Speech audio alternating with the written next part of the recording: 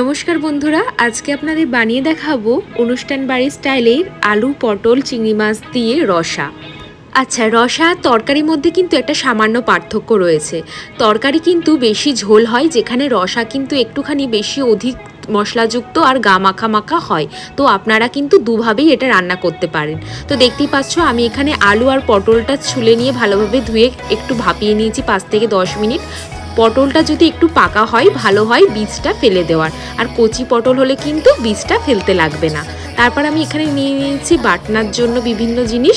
প্রথমেই দিয়ে দিয়েছি আমি এখানে রসুন কয়েক কোয়া, দারচিনি এক টুকরো, ৩ থেকে ৪টে এলাচ, ২ থেকে ৩টে শুকনো লঙ্কা, আর তার সাথে রয়েছে এখানে ধনে এবং জিরে, এবং তার সাথে আমি অ্যাড করে নিয়েছিলাম ৫ থেকে ৬টা কাঁচা লঙ্কা, আর তার সাথে একটা বড় সাইজের টমেটো দিয়ে ভালোভাবে একটা মিশ্রণ বানিয়ে নিয়েছি।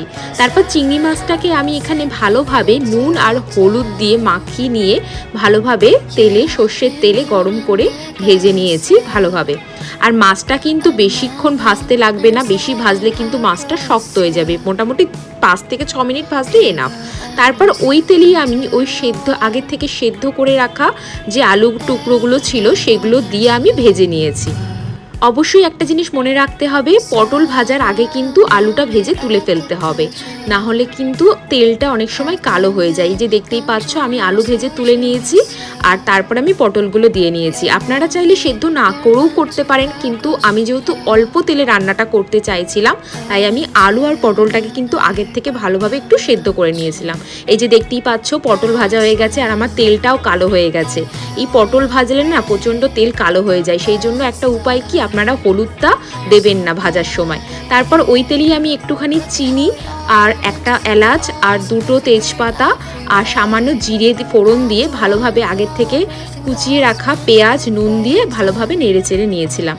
তারপর যে আগের থেকে বাটনাটা আমি বেটে রেখেছিলাম রসুন জিরে দিয়ে, তো সেই বাটনাটা দিয়ে একটু জল দিয়ে ভালোভাবে হলুদ আর নুন দিয়ে মশলাটা কষিয়ে নিয়েছিলাম।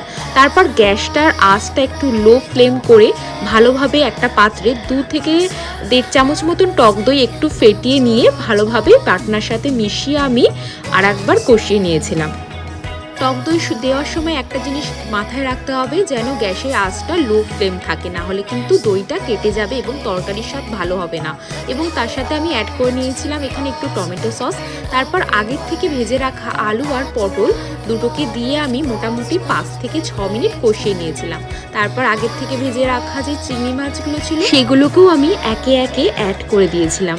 মোটামুটি সব কিছুটা মশলার সাথে আরও 5 থেকে 6 মিনিট কষার পর একটু সামান্য গরম জল দিয়ে দিয়েছিলাম। আর এখানে যেহেতু আমি রসা বানাচ্ছিলাম, অর্থাৎ একটু গা মাখা মাখা থাকবে, তাই আমি জলটা কিন্তু অল্প দিয়েছিলাম। তারপর 3-4টে কাঁচা লঙ্কা আমি দিয়ে দিয়েছিলাম। আর এখানে দেখতেই পাচ্ছ একটা আলু আমি ভালোভাবে ফেটিয়ে ঝোলের সাথে মিশিয়ে দিয়েছি, যাতে গ্রেভিটা টেক্সচার একটু ঘন হয়।